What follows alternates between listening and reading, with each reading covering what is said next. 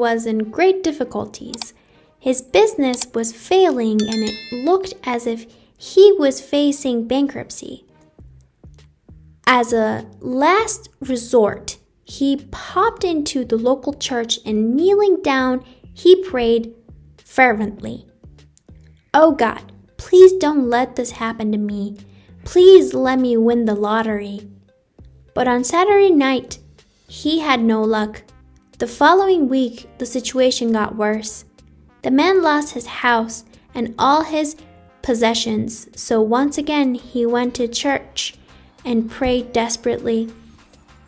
"Oh, please, please, I beg you, please, let me win the lottery." But on Saturday, he had no luck. On the following Monday, his wife and children left him and he was now completely on his own. He ran into church, got down on his knees and pleaded, "Oh God, everything is gone. I have nothing left. Have pity on me. I beg you. Why don't you help me win the lottery?" At that moment, there was a tremendous thunderclap. A bright flashing light and God boomed out, "You daft bugger. You could at least give yourself a sporting chance and buy a fucking ticket."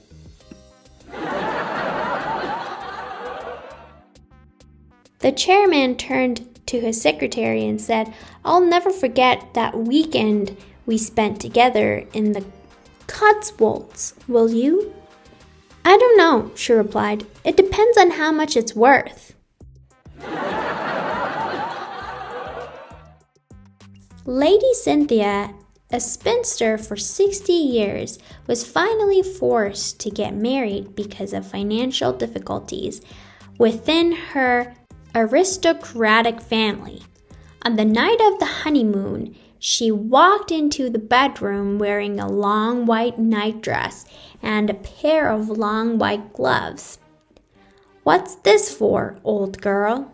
demanded her new husband. "Why are you wearing gloves?" She replied haughtily, "One has been informed that one has to actually handle the so-called member."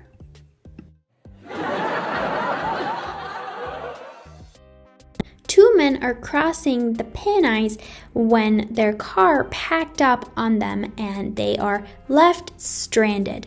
Fortunately, they spot a little cottage and decided to ask for shelter. The door is opened by a widow who immediately invites them in and gives them something to eat. "I'm sorry, I only have a single bed in the spare room, so one of you will have to share with me." Steve picks the short straw and ends up sleeping with the widow, who is so starved for sex that the night turns out to be very passionate. The following morning, they have breakfast and say goodbye. "Martin, I've got something to confess," says Steve. "When she asked me for my name and address, I gave her yours. You know what my wife is like. She'd have murdered me."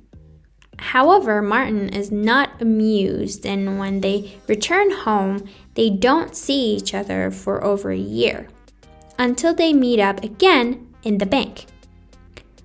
"I'm glad I've seen you," says Martin. "I've had a letter from the solicitor of that widow." But before he can continue, Steve interrupts. "Listen, I really am sorry about that. As it happens, my wife's left me anyway." No, says Martin. "I just wanted to let you know that the widow has died and left me £2 million.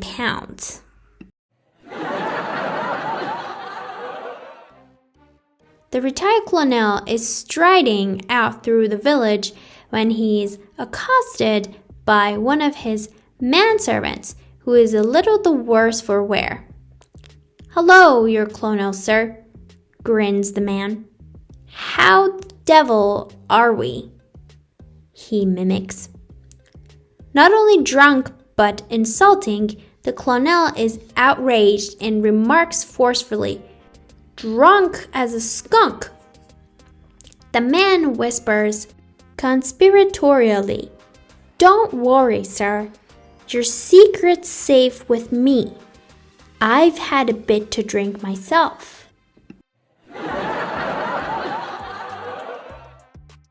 The church was in a very bad state of repair, and all sorts of fundraising ideas were being considered.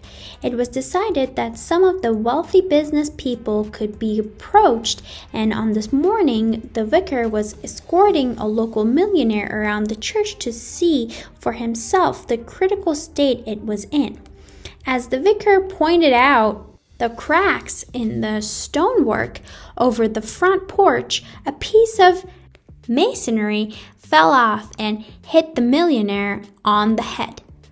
Rubbing his head gingerly, the man said, "I see what you mean, vicar. Here's a check for £200. As they were leaving, the vicar looked up and shouted, "Go on, Lord. Hit the tight-fisted booger again."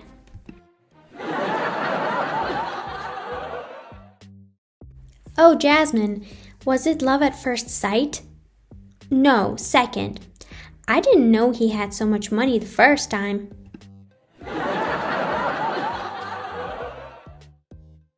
There had been an awful car accident resulting in a flashy sports car hitting a roadside tree and badly injuring the two passengers.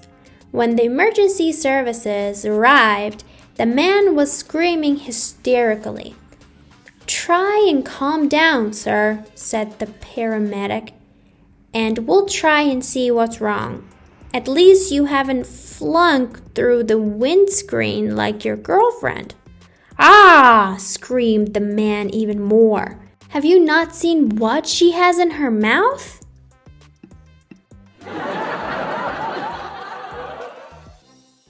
Two school chumps who haven't seen each other for 20 years bump into each other in the local supermarket. "Hello, Tara. How are you?" asks Helen. "Very well," replies Tara, who's an awful show-off. "Very well indeed. After I left school, I went into my father's business in Switzerland, and some years later, I married the son of one of Switzerland's largest chocolate manufacturers." "Oh, nice," says Helen. "And then we returned to England some years ago, where we started an exclusive health farm, catering mostly for the local celebrities. It's been a huge success."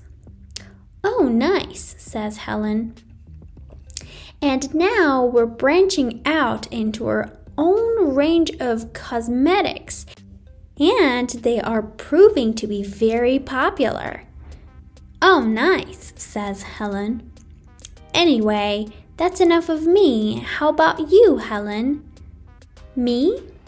Well, I went on to finishing school, where one of the most important things they taught me was to say, 'Oh, nice,' instead of 'fuck you.'"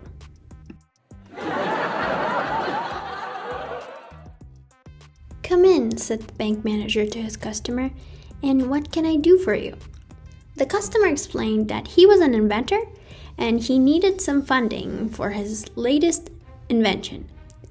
He had created a special substance that, sprayed lightly over a woman's lady bits, would give it a strawberry flavor.